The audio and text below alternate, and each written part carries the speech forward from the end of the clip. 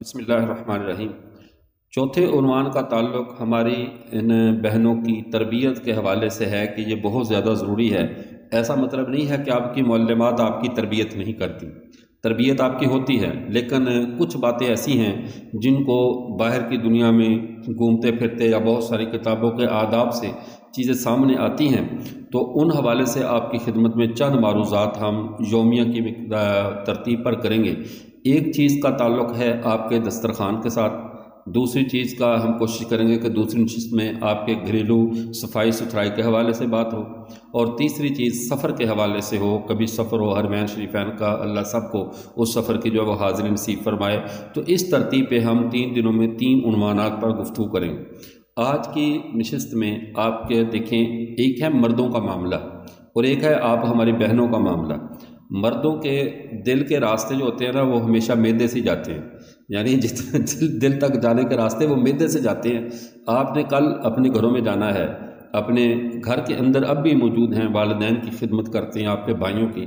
تو جس عورت کی کوکنگ اور پکانے کا نظم اور یہ ساری ترتیب اچھی نہ ہو اور بہترین کھانے نہیں بنا سکتی، اس نے اس چیز کو نہیں سیکھا، تو اس کی عالمہ فاضلہ ہونے کا کوئی بھی فائدہ نہیں ہوتا۔ عوام کے سسرال میں سسرال والے علم نہیں دیکھتے، پہلے کچن دیکھتے ہیں۔ آپ کو قرآن پاک کتنی اچھی منزل یاد ہے، آپ کتنی عالمہ ہیں، تہجد گزار ہیں، اس سے نہ آپ کی ساس صاحبہ کو غرض ہے، نہ آپ کے سسر صاحب کو غرض ہے، نہ آپ کے رشتے اپنی نندوں کو غرض ہے۔ سب کو غرض ہے کہ آپ پکاتی کیا ہیں اور گھر میں رہتی کیسے ہیں۔ اگر آپ اچھا کھانا پکائیں، اچھا دسترخوان رکھیں، گھر کو صاف ستھرا اور اس ڈسپلن کو رکھیں، پھر آپ کے پاس علم تھوڑا بھی ہوگا تو آپ کی شان و شوکت کے قصیدے پڑھے جائیں گے، ورنہ آخر میں یہ کہا جائے گا ہم تو عالمہ کو لا کر بہت پچھتا رہے ہیں، بس ماشاءاللہ قرآن ہی پڑھتی ہے، نمازیں پڑھتی ہے اور موبائل پہ لگی رہتی ہے، باقی اللہ خیر صلاح گھر کے کسی کام کی کوئی خبر نہیں۔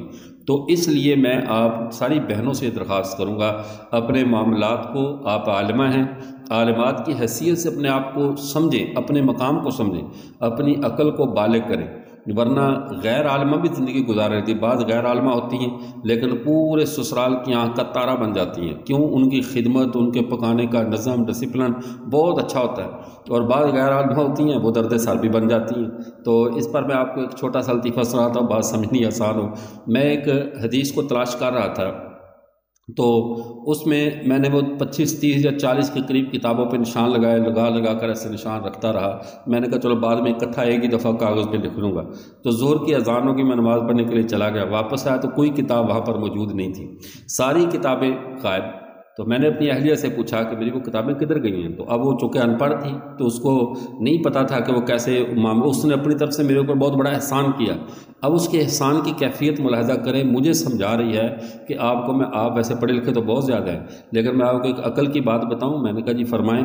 غصہ تو مجھے بڑا رہا، کتابیں کدھر گئی؟ اس نے کوئی البدایہ والنہایہ کو اٹھا کر ابن خلدون میں رکھ دیا، فتح الباری کو اٹھا کر جو ہے وہ مجلۃ البحوث الاسلامیہ میں، ساری جلدیں جہاں جہاں پر فٹ ہوئی اس نے الماریاں برابر کر کے کپڑا مار کے ایسے سیدھی کر دی۔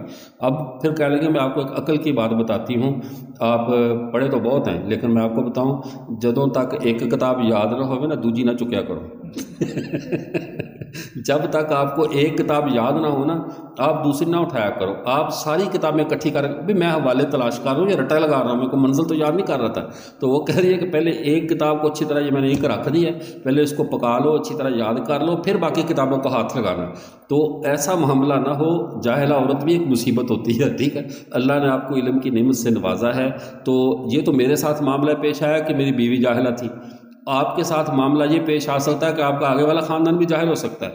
تو یہ معاملہ الٹ بھی ہو سکتا ہے کہ آپ سارا کچھ کرو اور آپ کی ساس صاحب آپ سے یہ کہے کہ بیٹا میں نے آپ کے جو جتنے بھی خالی صاف کاغذ تھے وہ سارے سنبھال کر رکھ دیے ہیں، آگ صرف انہیں سے جلائی ہے جن پر تو نے گند مارا ہوا تھا۔ آپ نے چاہے وہ آیات لکھیں، احادیث لکھیں، تفاسیر لکھیں، اور وہ تندور میں جلانے کے لیے آپ کا لکھا ہوا مسودہ سارا جلا کر الٹا آپ کو کہے کہ الحمدللہ میں نے آپ کے صاف سارے کاغذ سنبھال دیے ہیں، صرف جن پر آپ نے لکھا تھا انہیں کی آگ جلائی ہے۔ تو یہ سانحہ دونوں طرف ہو سکتا ہے، یعنی میرے ساتھ تو ہو گیا، آپ کے ساتھ ہو سکتا ہے۔ تو اس لیے اپنے منصب کو پہچانیں، اور آپ نے جہاں پر جانا ہے اتنا شعور اور اتنی عقل کو ساتھ لے کر جائیں کہ آپ نے اگلے گھر کو کیسے ہینڈل کرنا ہے۔ گھر کو ہینڈل کرنے کا طریقہ یہ ہے آپ کے تعلیمی سیٹ اپ کا گھر کے سیٹ اپ سے ٹکراؤ نہ آئے کبھی بھی۔ ایسا نہ ہو کہ آپ کے مطالعے کا یا آپ کے پڑھنے کا وہی ٹائم ہو جو آپ کے خامند کے اسکول جانے کا یا اس کی ڈیوٹی پر جانے کا ہے، اس کے کھانے پینے کے وقت میں آپ کو نہیں، میرا تو ابھی تفسیر کی کلاس ہو رہی، میں تو ادھر جا رہی ہوں۔ اپنے دینی کام کو اپنے خاندان کے سسرال کے معمول سے نہیں ٹکرانے دینا کبھی بھی، تو کبھی بھی رکاوٹ پیدا نہیں ہوگی۔ رکاوٹ پیدا ہوتی تب ہے، ہماری بچیوں کا مستقبل برباد، اگلا خاندان میں زندگی مشکل ہوتی تب ہے جب ان کے گھر کے شیڈول کے الٹ اس کا شیڈول ہوتا ہے۔ ان کے سونے کا وقت ہے، اس کے جاگنے کا وقت ہے، ان کے جاگنے کا وقت ہے، محترمہ کے سونے کا وقت ہے، یہ معاملہ۔ پھر ان کے روٹی کھانا پکانے کا وقت ہے، اس کے بچوں کو پڑھانے کا وقت ہے۔ تو ایسی ترتیب کی وجہ سے پھر کیا ہوتا ہے، ٹکراؤ آتا ہے، ٹکراؤ سے گھروں میں جھگڑے ہوتے ہیں۔ پھر زندگی دیکھیں، دین ہمیں ڈسپلن سکھاتا ہے۔ آپ صلی اللہ علیہ وسلم کے پاس سیدہ فاطمہ تو زہرا رضی اللہ تعالیٰ عنہ جاتی ہیں، جا کر کیا کہا، اللہ کے رسول دیکھا تو بازار دربار میں، پھر واپس آ گئی۔ واقعہ مشہور ہے، غلام لینے کے لیے گئی تھی۔ اب اگر آپ عقل سے سوچیں، ہم سارے پوری کائنات سیدہ فاطمہ کی غلامی کرے تب بھی حق ادا نہیں ہوتا۔ صحابہ ابو بکر سے لے کر آخری صحابی تک سب سے کہا جاتا جو فاطمہ کے گھر کا پانی بھرو، صفائی کرو، کیا کوئی صحابی انکار کرتا؟ ہم سب کی سعادت ہوتی صحابہ سے لے کر قیامت کی صبح تک کہ سیدہ فاطمہ الزہرا رسول اللہ کے لخت جگر کے گھر میں ہم جھاڑو دیتے، صفائی کرتے اور ہمیں خدمت کا موقع ملتا ہے۔ لیکن اللہ کے نبی کیا فرمایا، واپس آیا گھر میں پوچھا فاطمہ کیسے آئی تھی؟ کہا سب کو غلام مل رہے تھے، میں تو اس لیے آئی تھی خدمت کے لیے۔ فرمایا نہیں بیٹا، تمہیں میں کچھ تسبیحات بتاتا ہوں، آپ یہ تسبیحات پڑھ لیا کرو تھکاوٹ کے بعد تو ٹھیک ہے۔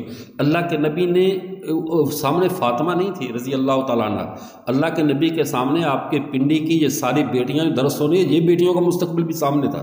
صبح قیامت تک ہر بیٹی کے بارے میں اللہ کے نبی نے فیصلہ کرنا تھا۔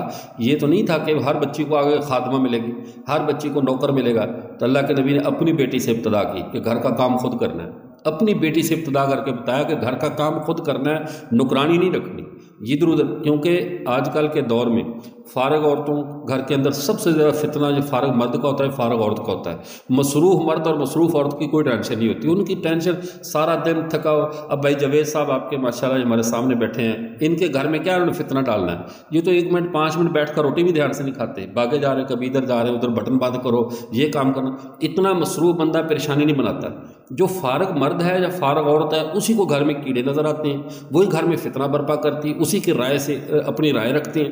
کام کا بندہ، مصروف بندہ ہمیشہ امن کا ذریعہ ہوتا ہے، خیر کا ذریعہ ہوتا ہے۔ جو لڑکی گھر میں فارغ رہتی ہے، جسم پہ موٹاپا ہے، پھر وہ 20 بیماریاں لگیں، پھر جناب جی بہت کچھ کہنے کو ہے، لیکن میں اشارہ کر رہا ہوں، اس بات کو سمجھنے کی کوشش کریں کہ لڑکی کا گھر میں فارغ رہنا، پھر فارغ رہے گی تو موبائل استعمال کرے گی، موبائل استعمال کرے گی تو فتنوں میں مبتلا ہوگی۔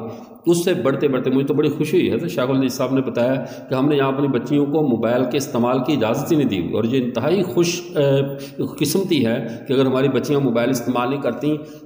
وہ ہمارے مولانا دیر بابا جی ہیں جامع حقانیہ کوڑا خٹک میں، بات انہوں نے بڑی سخت کی ہے لیکن حقیقت یہی ہے۔ انہوں نے کہا جس کے پاس ٹچ موبائل، جس کے شیشے والا موبائل، وہ کہہ رہے تھے جس کے اوپر شیشہ لگا ہوتا ہے، وہ سادہ سے آدمی کہہ رہے جس کے پاس شیشہ لگا ہوتا ہے، میں قسم بھی اٹھاؤں تو ہانس لوں گا کہ وہ ہو ہی نہیں سکتا کہ وہ فاسق نہ ہو۔ کیوں؟ کہہ رہے اس میں کم از کم نظر تو آ ہی جاتی ہے نا، کوئی ویڈیو آ گئی، کوئی تصویر آ گئی تو اس کی بد نظری تو ہو ہی جاتی ہے۔ تو وہ اس موبائل کا نام ہی فاسق موبائل رکھتے ہیں، کہہ رہے یہ فاسق موبائل ہے، اور ایک نیک موبائل ہوتا ہے بٹنوں والا جس سے صرف کال ہوئی اور بات ختم، تو وہ نیک موبائل۔ تو اب نیکی کا دور ختم ہو گیا، فاسق موبائلوں کا قبضہ ہے۔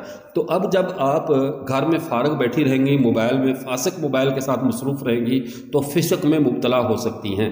تو اس فسق سے بچنے کا طریقہ یہ اپنے گھر کو توجہ دیں، گھر کو سنبھالیں۔ اب آئی بات کھانے پینے میں، ایک تو آپ کی تربیت اعلیٰ درجے کی ہونی چاہیے، اس میں سستی نہ کریں، چونکہ آپ سے یہ نہیں پوچھا جائے گا کہ آپ گھر کے کام اور کون کون سے کر لیتی ہیں۔ اور جیسے شادی والے نا میاں بیوی بیٹھے تھے تو خاوند نے اپنی بیوی سے ویسے پوچھا کہ آپ کیا کیا کام کر لیتی ہیں، یعنی گھر کا کوئی ڈسپلن کام بتائے گا۔ اب وہ ماشاءاللہ پڑھی ہوئی عالمہ فاضلہ ہوگی یا کوئی یونیورسٹی کی ہوگی، اب اپنی خصوصیات بتا رہی ہے اپنے خاوند کو، کہنے الحمدللہ میں کمپیوٹر میں تمام جو سافٹ ویئر ہے وہ اپڈیٹ بھی کر لیتی ہوں، ان کو اپ گریڈ کر لیتی ہوں، میں کمپوزنگ، گرافکس، یہ سارے کام، میں گاڑی بھی چلا لیتی ہوں، میں آن لائن ٹکٹیں بھی بک کر لیتی ہوں کہ کہیں سفر کرنا ہو۔